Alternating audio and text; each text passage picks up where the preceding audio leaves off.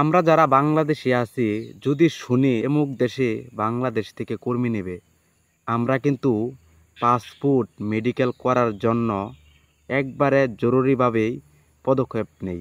কিন্তু আমরা জানি না যে আসলেও কি যেতে পারবো। যে কোনো গণমাধ্যম থেকে শুনলেই কিন্তু আমরা এই কাজগুলো করি। এরপরে কিন্তু আমরা প্রতারণার শিকার হই।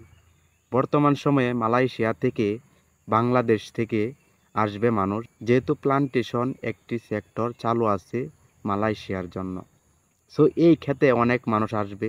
অনেক ভাই মেডিকেল করেছেন, প্রতারকের হাতে পড়ে গেছেন। আপনাদের মেডিকেল করেছেন কিন্তু কিচ্ছু আসে না, কলিং আসে না, ই ভিসা আসে না, কিচ্ছু।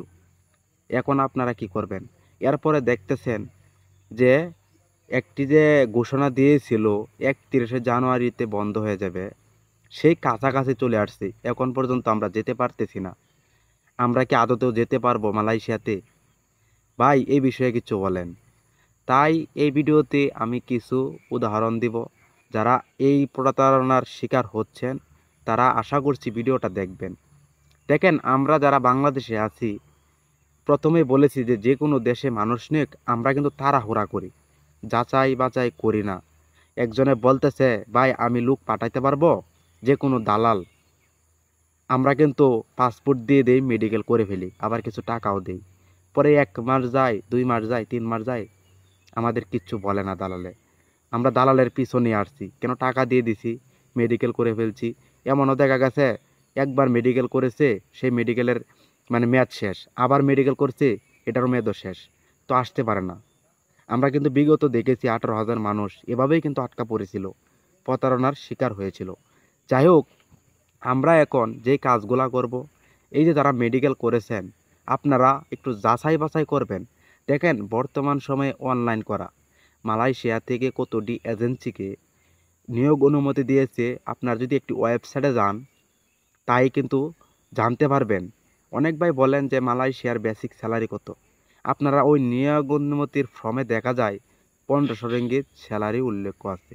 এখন এই যে আপনারা প্রতারণার শিকার হচ্ছেন, এগুলার দায় কে নেবে? ভাই আপনারাই। কেন?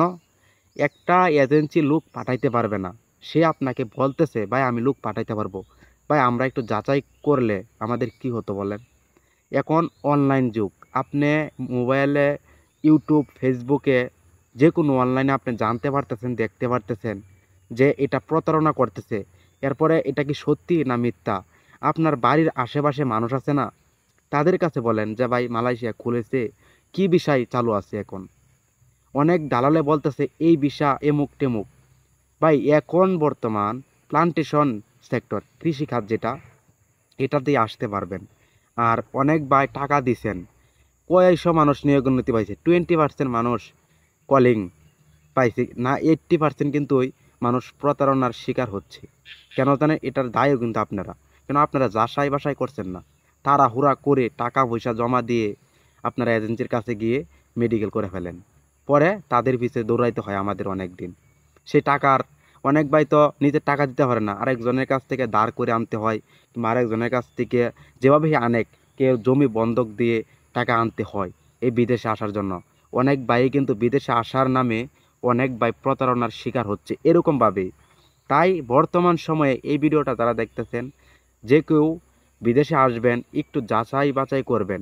পাশাপাশি অনেক ভাই বলতেছে ভাই এই সিস্টেম ছাড়া অন্য কোনো সিস্টেমে কি মালয়েশিয়াতে যাওয়া যাবে? দেখেন, আপনি এয়ারপোর্ট কন্ট্রাক্ট হিসাবেও যদি মালয়েশিয়াতে আসেন তাহলেও কিন্তু আপনি প্রতারণার শিকার হবেন। আপনি শুধু শুধু তো টাকা ছাড়া তো আসতে পারবেন না। 4-5 লাখ টাকা দিলেন এয়ারপোর্ট কন্ট্রাক্ট হিসাবে, দেখা গেছে এয়ারপোর্টের ভিতরে আসলেন, পরে আপনাকে ধরা খেয়ে আপনাকে কিন্তু পাঠিয়ে দিল, আপনার টাকাটা কিন্তু গায়েব হয়ে গেলো। সেই টাকা কিন্তু দালালে কোনো সময় আপনাকে ঘুরিয়ে দিবে না। এই জন্য বলি, যারা মালয়েশিয়াতে আসার জন্য প্ল্যান করতেছেন বৈধ উপায়ে মালয়েশিয়া আসবেন, আর জেনে শুনে বুঝে শুনে আসার চেষ্টা করবেন, যেন প্রতারণার শিকার না হন।